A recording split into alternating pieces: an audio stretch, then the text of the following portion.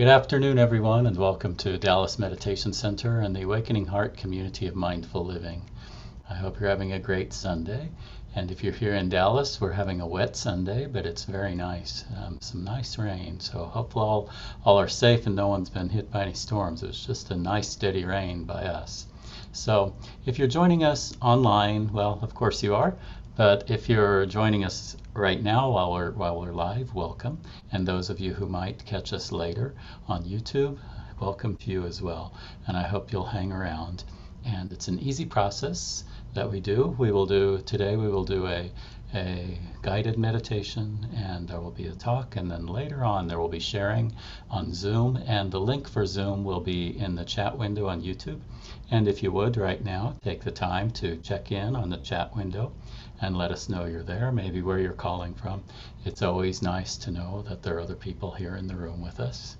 And also in the now I lost my train of thought what I was going to tell you to do. Oh yeah, remember to give a thumb up and like on YouTube. That helps others to find these videos.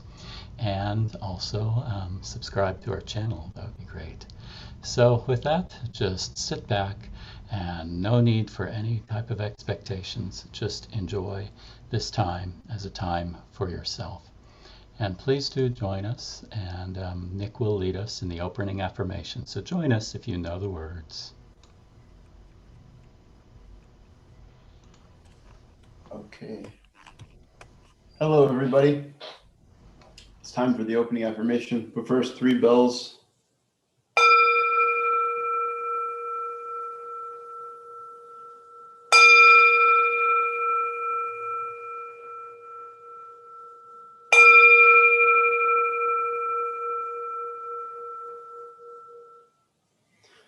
Noble community, we gather here now to honor the way of peace and nonviolence, the way of wisdom and compassion, the way of joy and beauty, in solidarity with one another, with all humanity, and with all life on earth.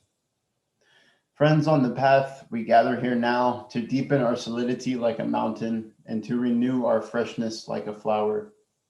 Through mindful sitting and walking, mindful singing and breathing, and mindful speaking and listening. Family of Awakening, we gather here now to celebrate the one infinite light that shines through many religions and many cultures, to cultivate the wisdom of our many teachers, both ancestral and contemporary, and to affirm the capacity within ourselves and all persons of every race, gender, orientation, and tradition to realize full and complete enlightenment.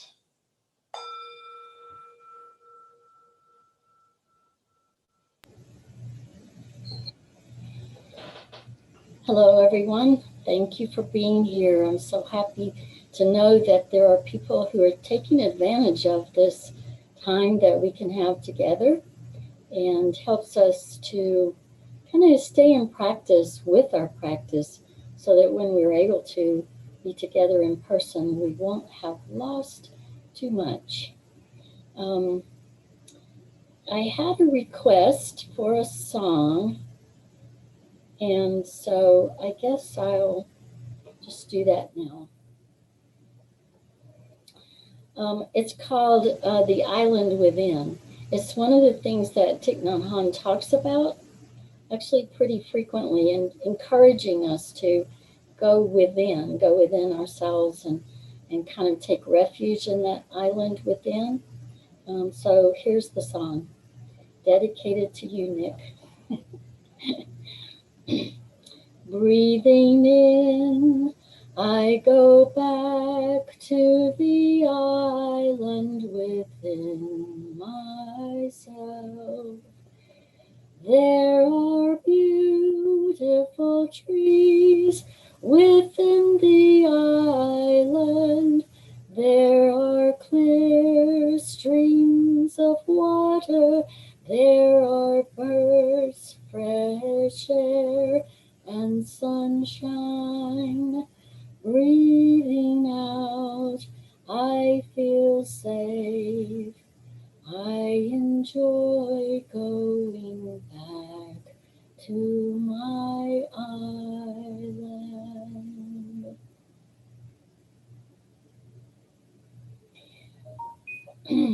So I hope you enjoy this respite in your day and find that place in your island to go back to and relax, knowing that you're safe.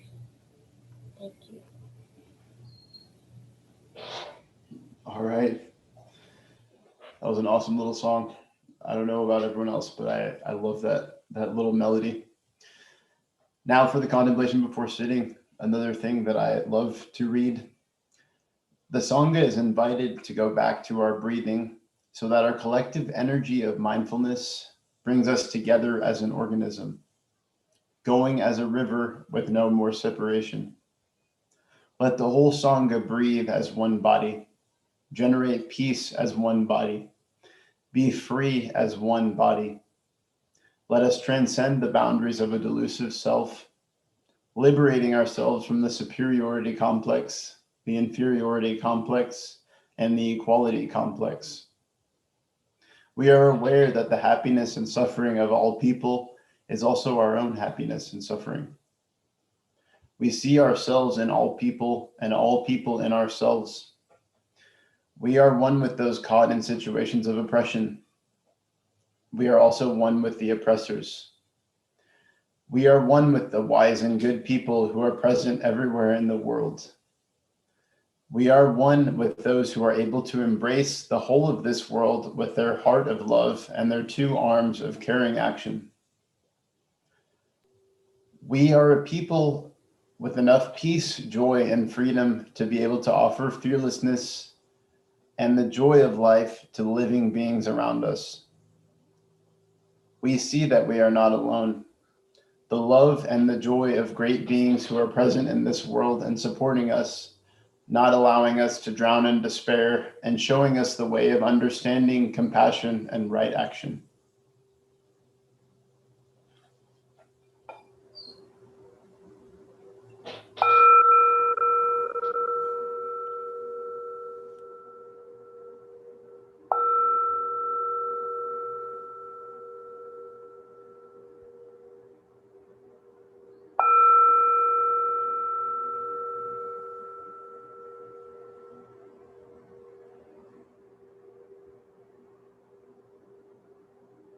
Dear Thai, dear Sangha, dear friends, welcome. And I'm aware that today I have been practicing what Thai calls lazy day. And he encourages us to have a day where we just relax and let the day unfold with limitless time. And especially for us in the West, to not have to do anything really, just to be. It's also called a day of mindfulness, where we're aware and awake to the way that we move through those endless hours. So it's been raining, and I have fully taken advantage of having a lazy day. And so this practice is a continuation of a lazy day. But before you get too comfortable, we're going to do a few body movements just to set ourselves up. But I did also want to tell you that this is going to be a very sweet and simple practice with a little grounding to begin with, and then a little guided imagery. So before you get too comfortable, we're going to do some nice, slow, long head rolls. So I'd invite you to bring your chin to your chest, and then begin to rotate around to the right or to the left, it doesn't matter, as you inhale. And it's as if you are making a big circle with your nose in front of you. And then exhaling as you come down on the other side. Inhale nice and long, making a circle with your nose. And as you begin to come down on the other side, exhale nice and long.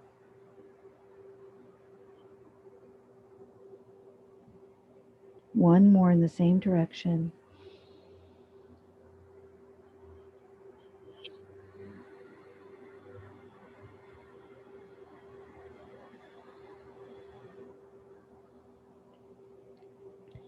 And then go ahead and change the direction that your head is moving.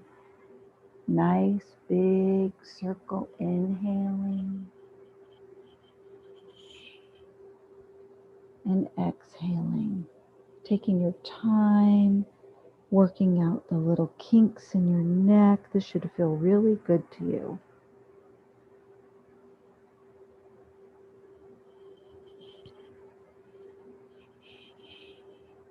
Let your shoulders reach down. Begin to let go of any tension that you may be holding on to and channel into your breath. Inhale and exhale.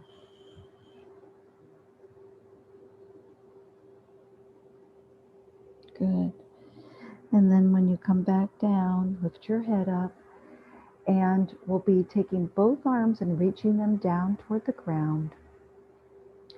And on an inhale, raise your right arm up over your head. Nice long inhale. When you get to the top, you can exhale and just sort of lock your shoulder down, but reach up with your hand. So you're not reaching up with your shoulder, you're really reaching up with your arm. And then with your left arm, reaching down, keeping your shoulder intact, but just having that energetic reach. One arm up, one arm down. Take a few breaths here.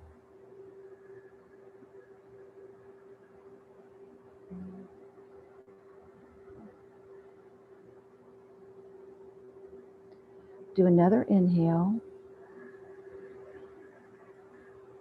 And on the exhale, slowly lower your right arm.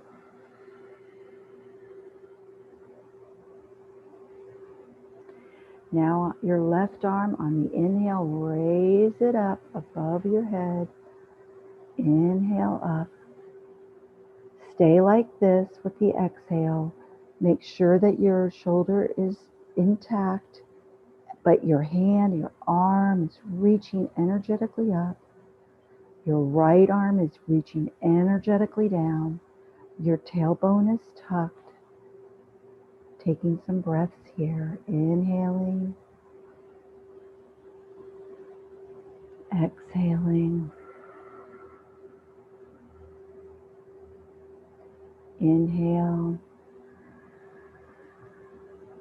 And on the exhale, slowly bring that arm down.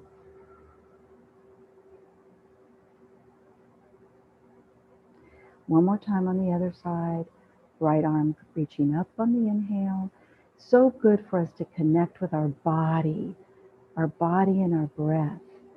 Once your arm reaches to the top, hold it there for an inhale and an exhale.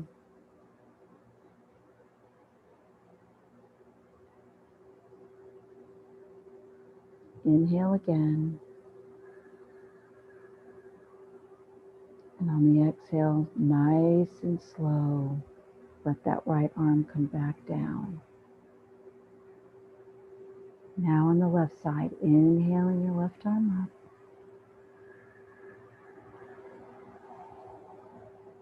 Hold it there. Inhale and exhale. Relax your facial muscles. No trying, just energetically reaching without effort, really. Relaxing the tension. Inhale again. And exhale, bring that arm down. Nice long exhale. And now go ahead and arrange for your seat. Whether you can sit, you can feel free to lay down on this lazy day. Whatever it is that you feel you need. If you want to do a standing meditation, that's fine too. If you want to walk while you listen, that's fine. So this is a part of connecting with our body and really checking in to see, what is it that I need right now? What is it that my body needs?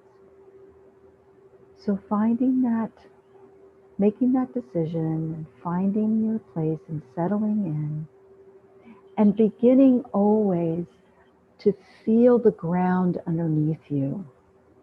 So if you're sitting, you might feel your legs your calves, your feet on the floor. If you're sitting in a chair, you'll definitely feel your feet on the floor. So feeling that sense of grounding, we think about a tree with its roots. So rooting down with the feet, the ankles, calves, maybe even knees. If you're sitting kneeled like I am, I feel my knees. And then of course, your thighs and the weight of your hips now, the weight of your hips on the chair or the cushion. If you're laying down, you can also feel that weight. Standing as well. Breathing in now to the roots that are grounding you, and feeling that gravity. Settling down, letting your shoulders reach down. No holding. Your tailbone is tightly tucked in, and your backbone is straight but not stiff.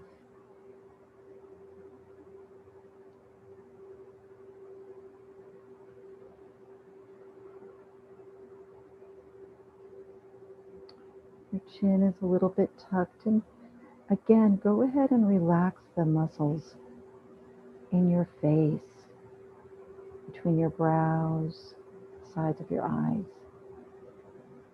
Let your mouth just relax. Maybe even have a slight smile. We know that takes less muscles than a frown. So we want to keep a little slight smile in our mouth.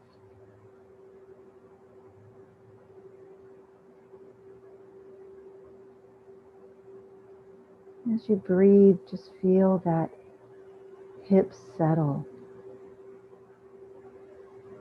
shoulders settle, face settles. Coming into that yummy place of just being.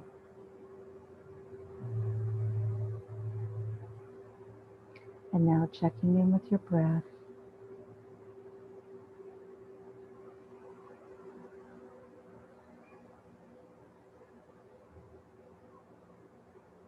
Without too much effort, see if you can do some of those long inhales and exhales that you did when we were moving the body.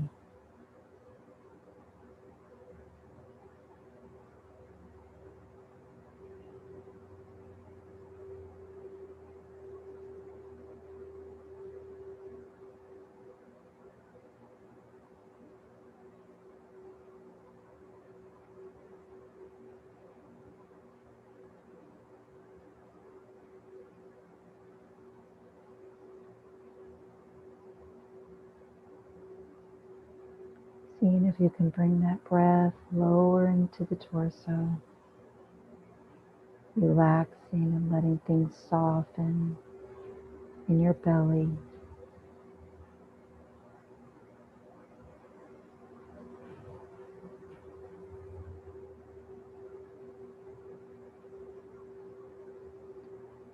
Just doing a few more deep breaths as you continue to let your muscles in your face relax.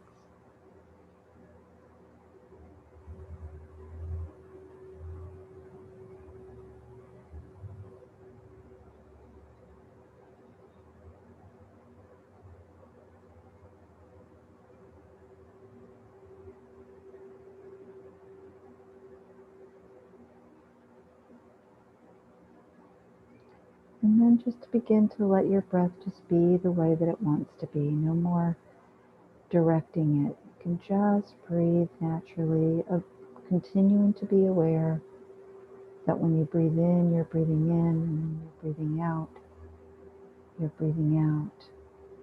But just letting it be natural flow here. Settling into this moment.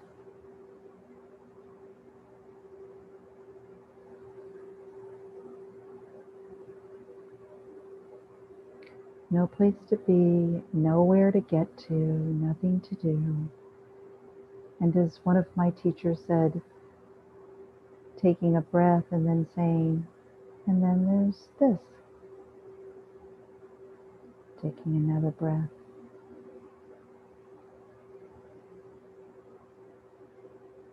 And then there's this. Just one breath at a time in this moment.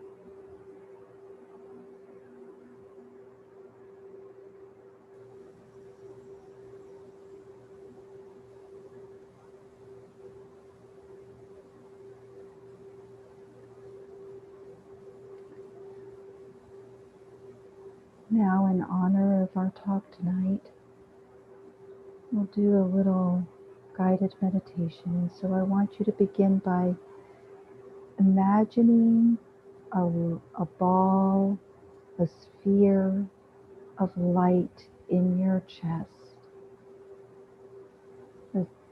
of light full of love and light, sphere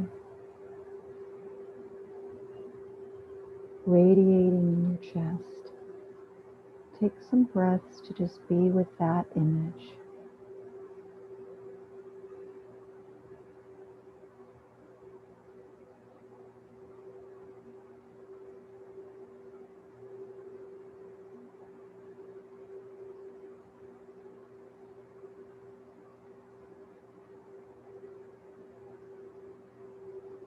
The light can be pulsating or it can be still, but it's a light of warmth, of love, of connection. It's a light of connecting to your deepest self, filling, can be small or it can fill your chest. Whatever, just let your mind imagine what it wants there. The beautiful, loving light.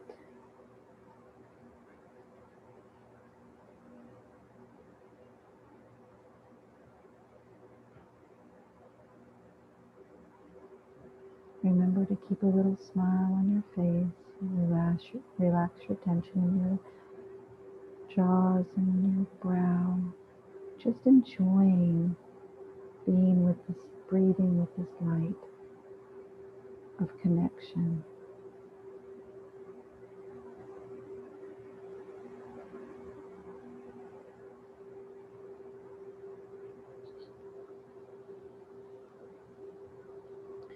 And then I want you to imagine sitting across from you a person that you dearly love, a loved one, or a loved pet, or even a place in nature that you love to go to.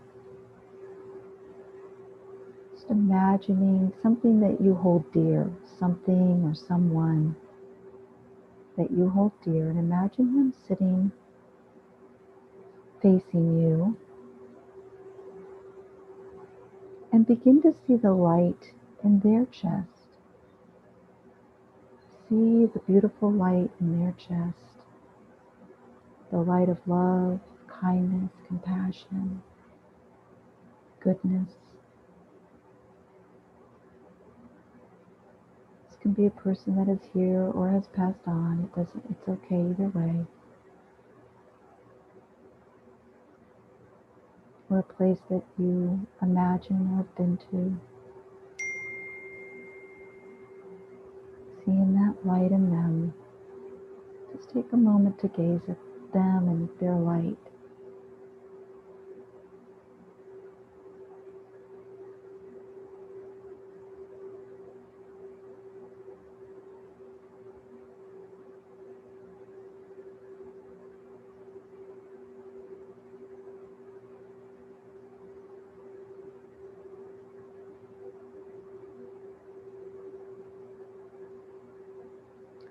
And now I want you to imagine that your light, the light of your loved one or pet or place, reaches out and meets your light between the two of you. Your lights reach out and meet, and breathe with that. It's an energetic practice of sharing each other's light.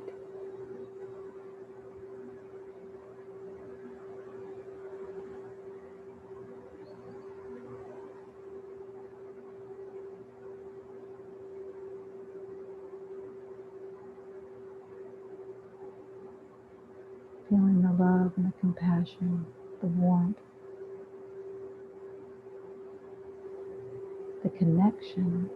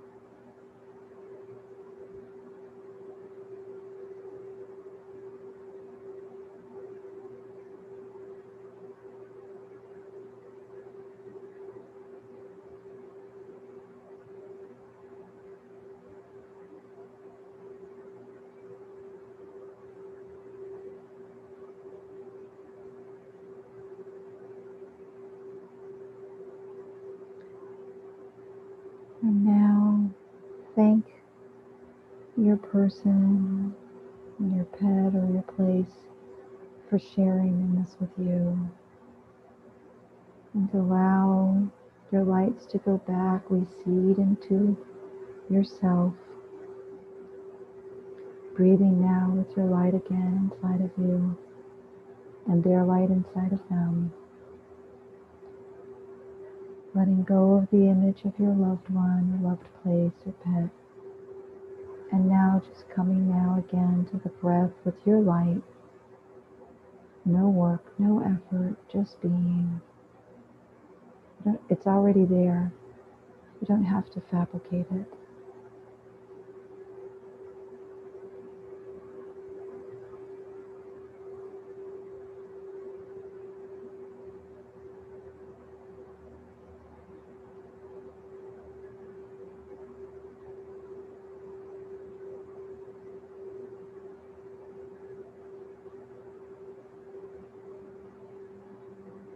Breathing, just breathing.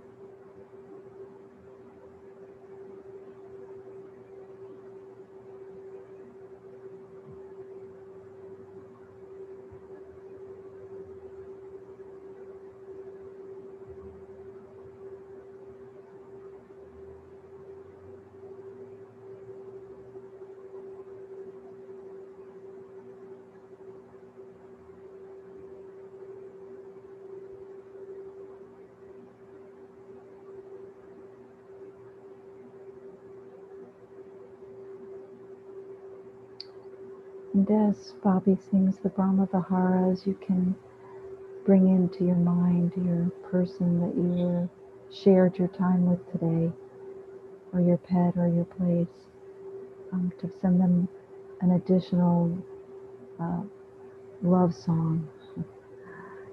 So we'll gently now just breathe and listen to Bobby. May all beings be happy. May all beings be free. May all beings be joyful. May all beings beings be at peace. Brahma Vihara Maitri, Brahma Vihara Karuna, Brahma Vihara Mudita, Brahma Vihara Upeksha. May all beings be happy. May all beings be free. May all beings be joyful. May all beings be at peace. May all beings be at peace. May all beings be at peace.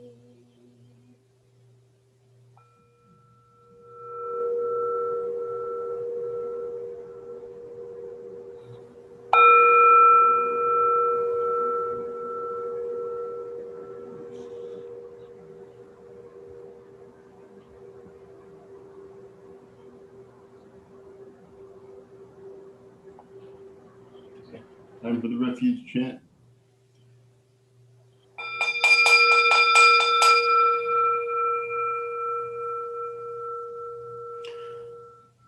We take refuge in the Buddha, the awakening heart of infinite light, that which shows us the way in this life.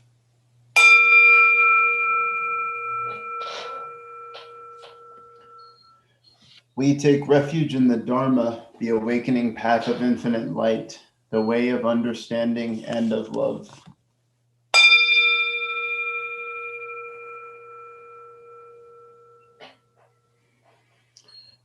We take refuge in the Sangha, the awakening community of infinite light, those who live in harmony and awareness.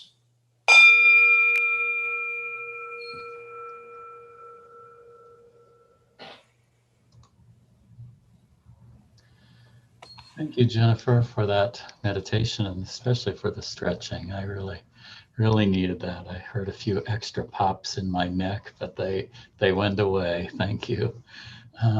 So it was good to practice together with everyone. And I'd like to read the greetings that are in the chat window, and you can still check in the chat window if you like, and might have time later to read the rest. But Julie says, greetings, bowing to all Sangha family. Neil bowing in. Sandy says hello. Michael bows to all. Tina bowing in. And let's see. The rest of it was me typing in the words to breathing in the song Bobby sang. Thank you for the song earlier, Bobby. Really appreciate that. And also in the chat window, I've put up the link to share in Dana. Please do share in giving as well as receiving, so that you can continue to receive these gatherings online and eventually in person again. And to keep that going. It's fully supported by the community. That community is me and you. And so that link is in the chat window, and it's also in the description of this video. It's dallasmeditationcenter.com/give, or you can just pick up your cell phone right now and text the word mindful to the number 44321. So with that, I'd like to bring Bobby back, who will talk to us, maybe tell us about our speaker today. Yes, thank you, Cornell. And thank you, Jennifer, for that meditation. Really helpful. Yes, I'm really happy that Michael Ferraro can be with us this evening. Michael is the president of our board of directors.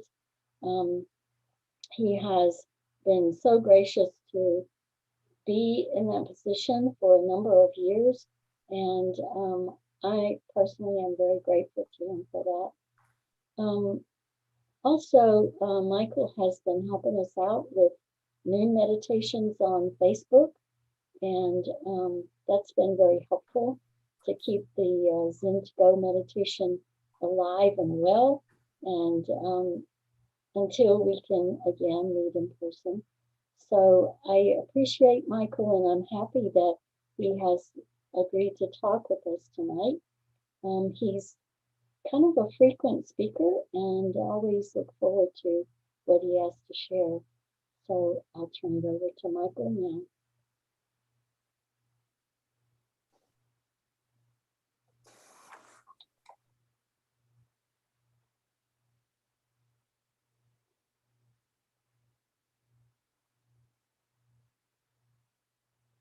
Thank you, Bobby.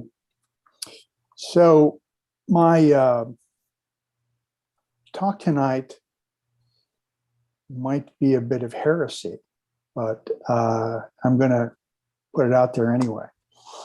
I've titled it The Ninth Way on the Eightfold Path, Right Relationship.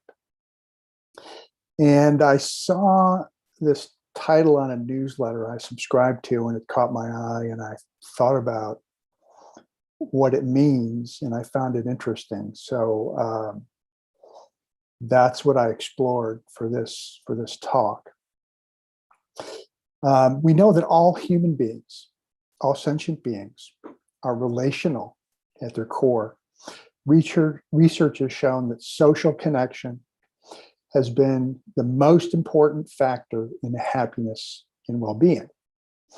Research on other cultures who are, quote, happier or happiest than us put primary emphasis on family, friends, and connection with others. That social connection or that relationship can be with a partner, family, or friends. We could also expand that definition to include acquaintances and even strangers. The Dharma has teachings on many things: the Four Noble Truths, the Eightfold Path, the 5 mindfulness trainings, the 5 precepts, the 3 jewels, and others. I think all of us are aware of the Eightfold Path. They follow the 4 Noble Truths and describe how we can alleviate suffering and discomfort. We offer the 5 mindfulness trainings in an official ceremony to emphasize their importance. However, if you follow the Eightfold Path and the 5 mindfulness trainings, what kind of relationships will you have? And there lies the problem. I don't really know. Looking at all these guidelines, you could probably concoct some direction about relationships, but it would be a confusing chore, I think. Why is there not separate guidance on relationships that is as clear, concise, and comprehensive as all other teachings? The Buddha wasn't in a romantic relationship that we know of, nor was he married. Monks and nuns were not focused on a home life, and romantic relationships were often prohibited. Perhaps the guidance isn't there because the teachings were developed and transmitted by people who didn't place importance on relationships. In a sense, the Dharma is very individualistic. It's about the self. It's about looking inward and finding our true nature. It's also about treating people with loving kindness and compassion. Is this all there needs to be?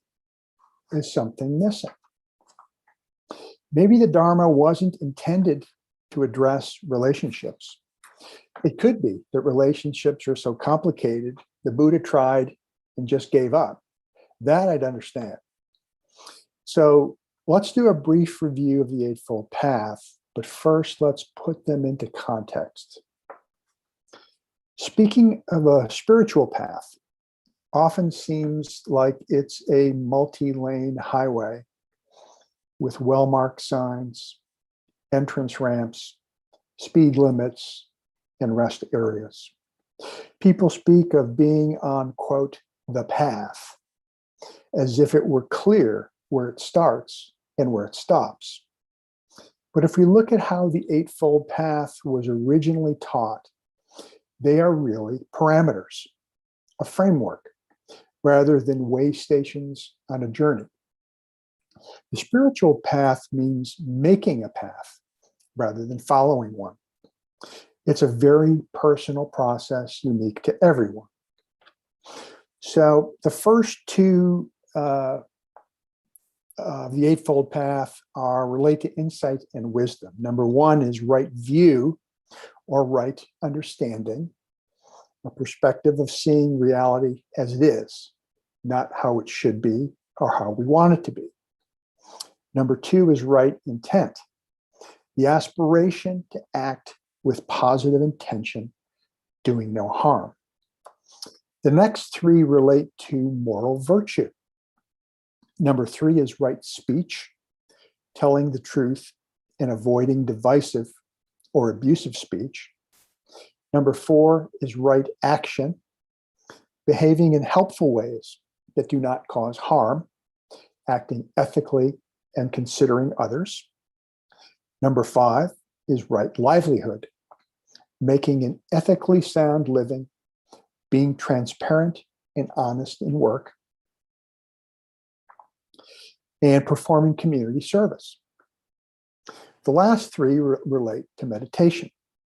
Number six is right effort, using skillful thoughts, words, and actions, and having a positive attitude. Number seven is right mindfulness, being present with reality without judgment, having continuous awareness of ourselves and the world around us.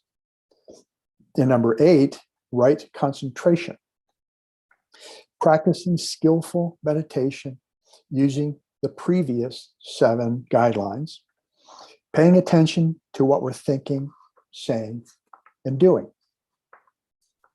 So if both people in the relationship are practicing well individually, there may not be a problem. However, we know all too well that differences and conflicts arise. How does practice apply to relationships? In a 2014 interview, Thich said, in the teaching of the Buddha, true love needs four elements. And I think we can substitute the word relationship for the term true love. And he refers to the four Brahma Viharas that we just heard. The first element is loving kindness or maitri, which means the capacity to offer happiness. In romantic love, if you're not able to help the other person be happy, that is not true love. You should train yourself to be able to offer happiness to yourself and to the other person. Without that, both will suffer. The second element of true love is compassion or karuna. Compassion is the kind of energy that can help remove suffering and help transform suffering in yourself and the other person. If you cannot transform and take care of the suffering in you and in the other person, that is not true love. That is why karuna should be cultivated by both people. Romantic or not romantic, that is not what is important. What is important is if it is true love or not true love. The third element of true love is joy or mudita. If you make the other person cry all the time and you cry all the time, that is not true love, regardless of whether it is romantic or not romantic. The fourth element of true love is inclusiveness or upeksha.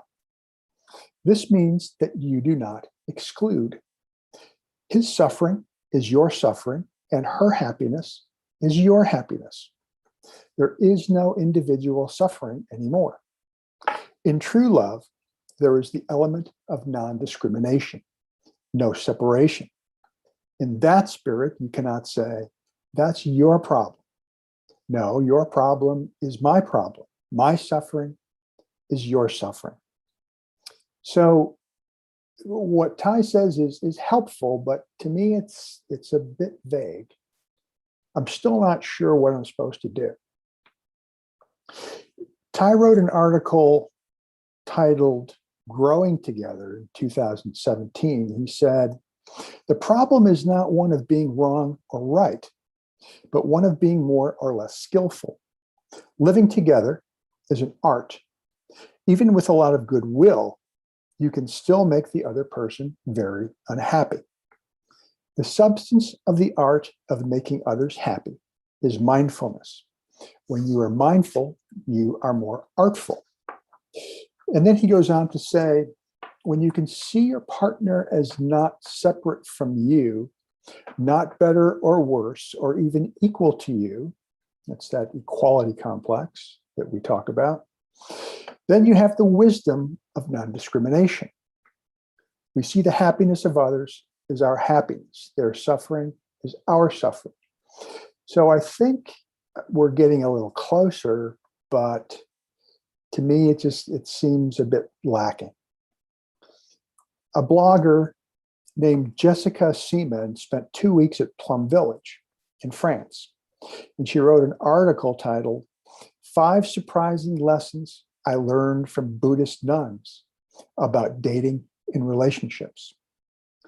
She said, number one, the surprising effect of asking why.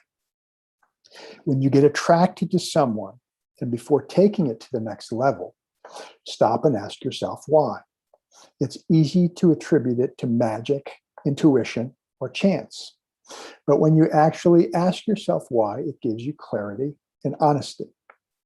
According to one of the senior nuns, more often than not, when she is attracted to someone, she realizes she's actually attracted to a quality they have that she wishes she had in her. So instead of clinging to the idea of being with that person, she cultivates that quality in her. When I applied the advice to myself, and this is the blogger speaking, I realized that for the relationships that did not last, my attraction was an expression of my loneliness. So in other words, her motivation was a need to not be lonely, which is not advisable. Number two, the importance of slowing down. Instead of jumping too quickly, be mindful in every encounter and every conversation you have with the person you like. Getting to know someone deeply cultivates understanding and acceptance, which are the basis for true love. It also shows care and respect for them. True love, in the nun's definition, is the one that lasts even when the passion fades. It's independent from sexual attraction. The third point is manage your anger, not the relationship. During the retreat, we learned that it's not about escaping your feelings. It's about being with them and getting to know them. One of the main feelings we have as a human being is anger. Instead of lashing out at your partner or hiding it from them, when you feel it, be sure to be honest that you feel anger and excuse yourself or even ask for time off. Go for a walk, a run, and take as much time as you need. What the teaching recommends is to tell your partner that you are angry and suffering and need time to calm down.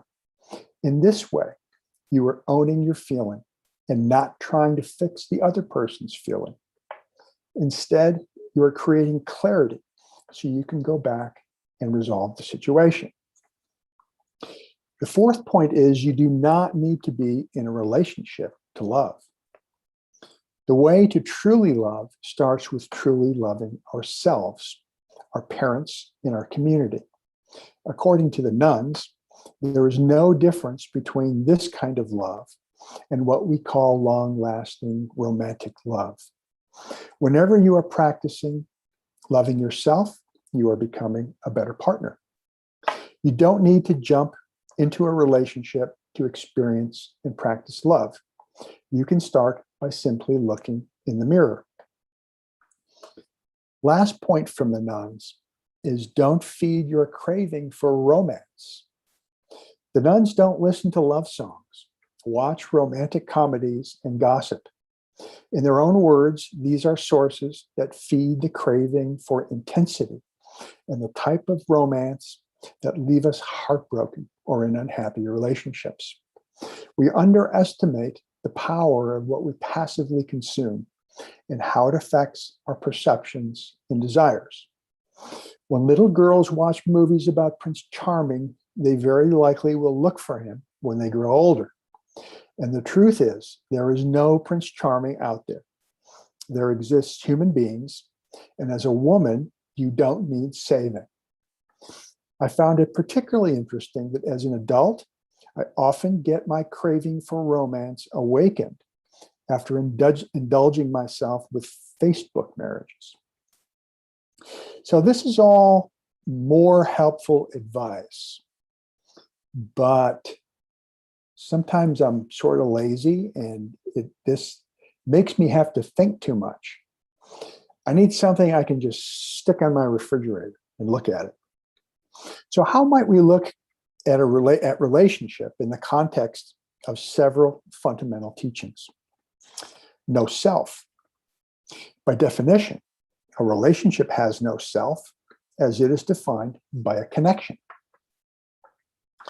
Impermanence. Every relationship is subject to disruption and change over time. That sounds logical. Non-attachment. A healthy relationship has a healthy attachment. Clinging to someone will create dysfunction and cause suffering. Interdependence.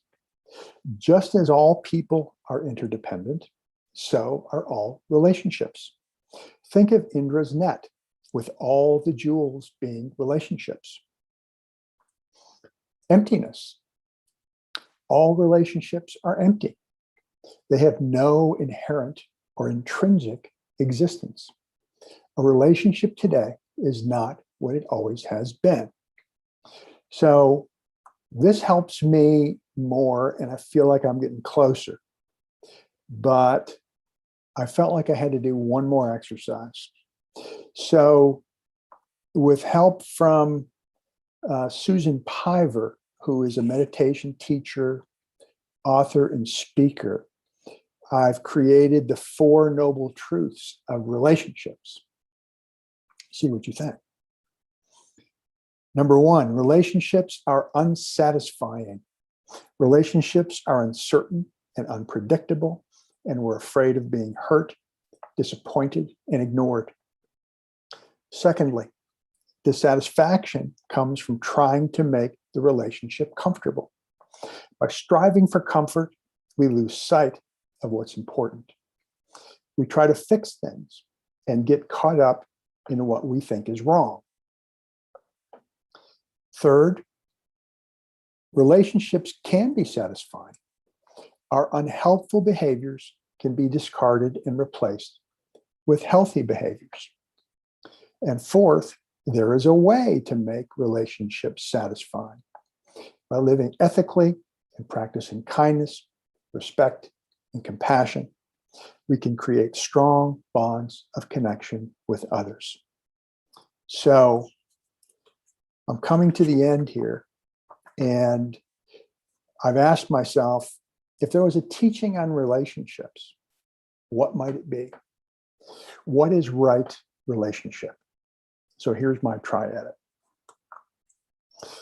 A relationship is 2 people connected by mutual attraction and or interest. There may or may not be love. If there is love, it may be romantic or platonic. Right relationship has the following qualities. Each person feels safe expressing how they feel and what they think without fear of judgment or criticism. Each person feels secure with no thought or fear of harm. There is mutual respect of lifestyle, work, and emotional needs. There is complete trust and transparency in all interactions.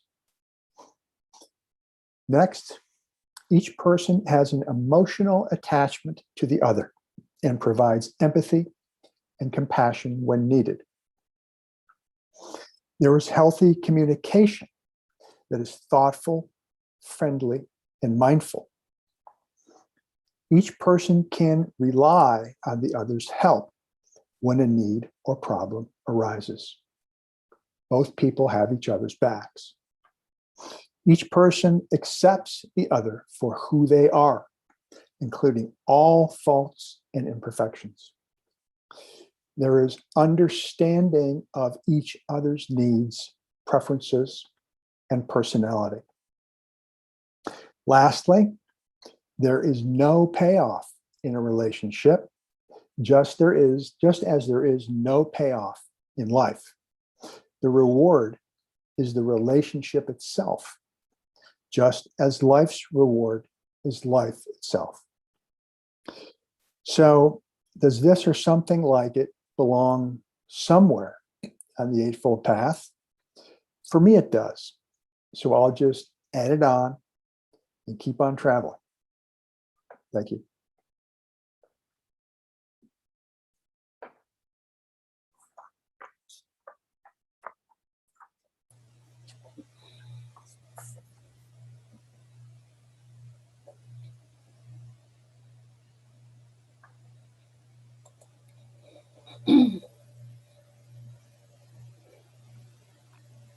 Well, thank you, Mike. A lot to think about there.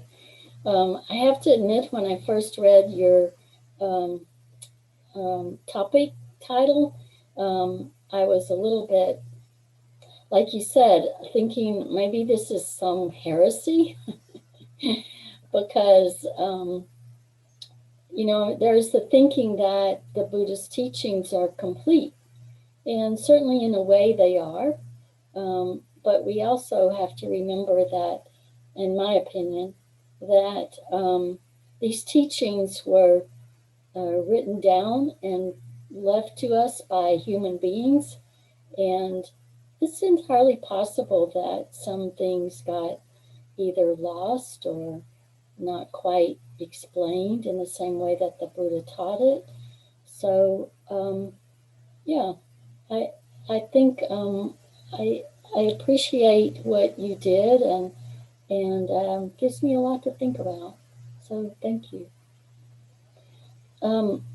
So we are going to go over to Zoom now, and I sure hope you will all join us because surely there are some comments about Mike's talk, something you'd like to share, perhaps something that you would like to tell us about relationships that you have that you find satisfying and nourishing.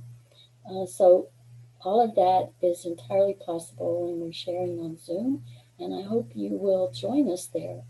I'm sure Cornell has put the link in the window on YouTube, so click on that link, and if you need a break, click the link and then take your break. Otherwise, by the time you get back, the link will probably not be available. So click that link now and join us on Zoom momentarily. I look forward to seeing you there. So as Bobby said, the link is in the chat window. So come over, and we'll see you there in a little bit. And in the meantime, to close out the YouTube session, Nick will lead us with the closing bows, and then those of you who are on Zoom already, stay there, and the rest of you join us over there.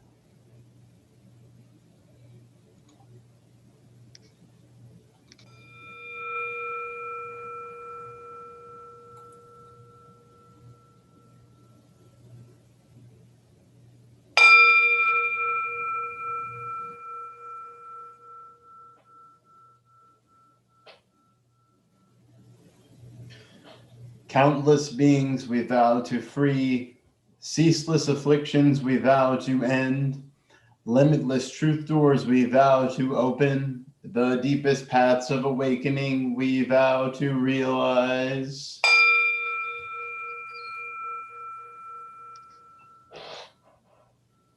So for those of you on YouTube, we'll be closing now. So goodbye, and join us over on Zoom.